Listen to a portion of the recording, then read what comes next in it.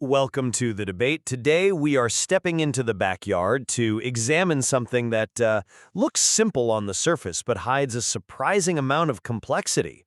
We're talking about the maintenance of artificial turf. Right, and not just raking leaves. We're looking at a real shift in sanitation tech, specifically the move from traditional chemical cleaners to these live enzyme solutions. And that brings us to the central question for today. Is this pivot to so-called all-natural, food-grade solutions a genuine evolution?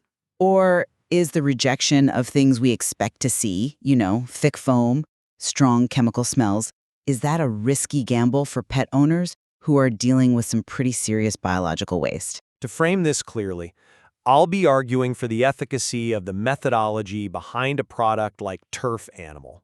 My position is that the source material shows that live enzymes and, crucially, deep penetration application are really the only way to sanitize the turf backing where odors actually live. And I'll be taking the skeptical view. I'm going to question whether eco-compliant ingredients are, frankly, tough enough for what the source calls pet funk. And I'll be challenging this counterintuitive no-foam method that just seems to fly in the face of what consumers think clean looks like.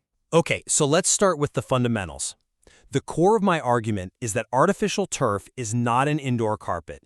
It's an outdoor environment, and it needs biological management, not just a chemical surface wash. The source material for Turf Animal is very specific here. It says this product uses living, breathing workers, live enzymes, to literally consume odor-causing bacteria.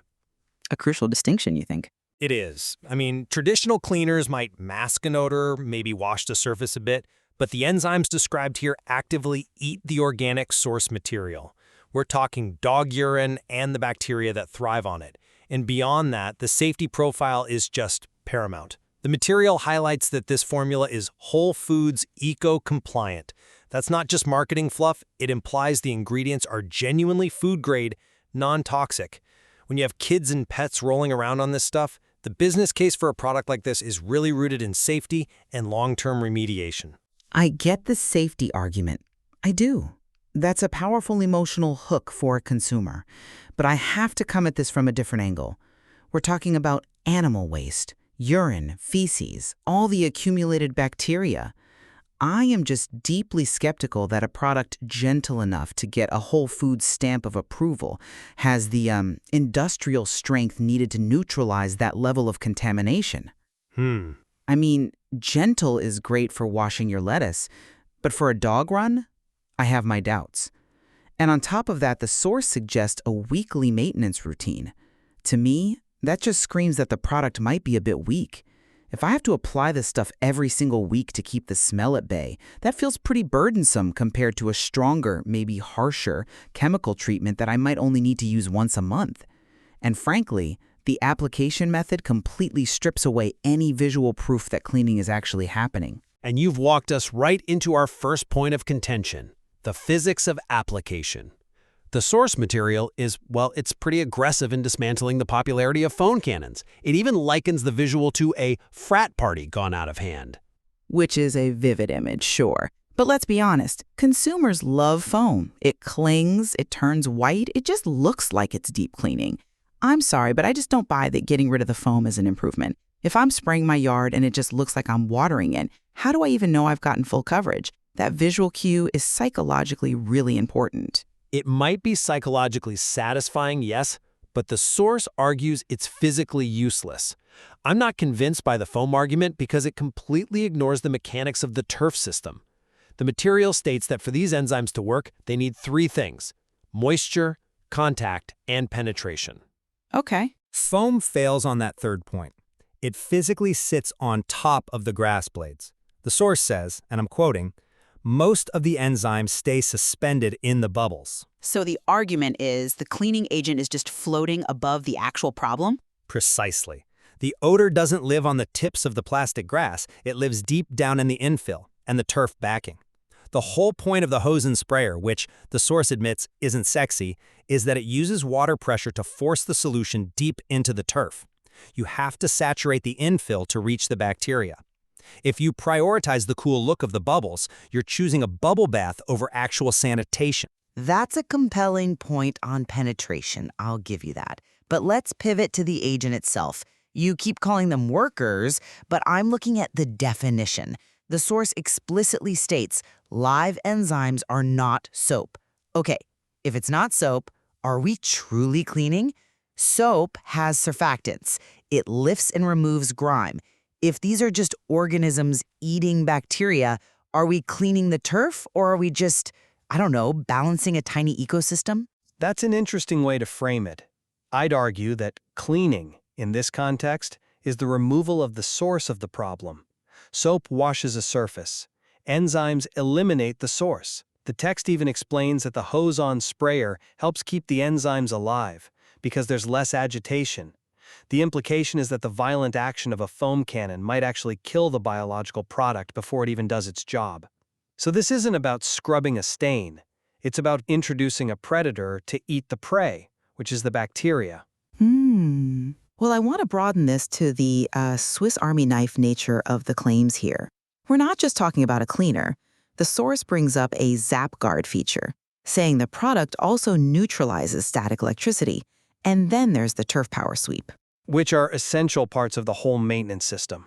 Or their marketing overreach.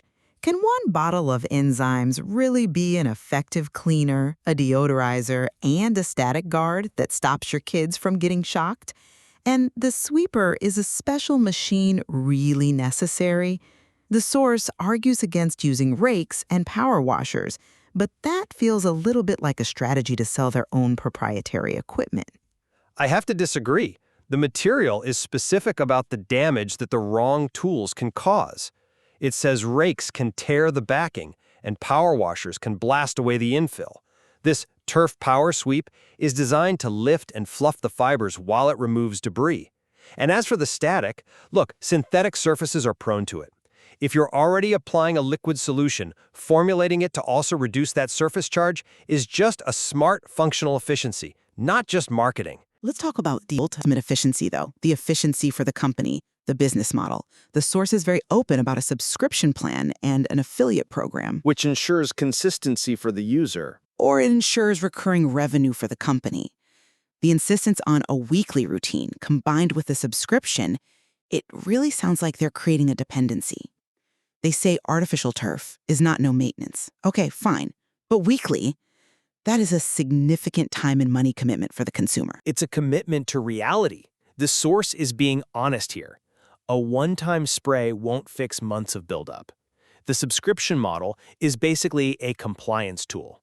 If the bottle shows up automatically, the homeowner is more likely to do the work. If they have to remember to go to the store, they'll wait until the smell is unbearable. And by then, the bacterial load is just too high. The business case here aligns perfectly with the biological necessity of consistent treatment. I suppose that is one way to look at it. If you accept the premise that your turf is a living bacterial zone, then yes, constant management is probably required. Exactly. So to conclude my position, a product like Turf Animal represents a necessary shift in how we think. We have to stop treating turf like an outdoor carpet that just needs a quick vacuum. It is an environment. The rejection of foam is a rejection of superficiality in favor of deep penetration physics. And using live enzymes is simply a safer, more effective way to handle organic waste, even if it requires a change in how we visualize clean. And while I'll concede that your argument against foam cannons has real merit, especially regarding the physics of getting into the turf backing, I do remain cautious. The reliance on these live organisms that need such specific handling, combined with a demanding weekly schedule, places a heavy burden on the user. At the end of the day, we're trading the visible certainty of soap and foam for an invisible biological process, and for a lot of people, seeing is believing. That's a very fair critique. Ultimately, the material suggests that true cleanliness on artificial turf is about what you don't smell, rather than the bubbles that you do see. A fascinating dive into the science of our own backyards. That is all the time we have for today. Thank you for listening. We hope this gives you a little more to think about when you're evaluating the ground beneath your feet.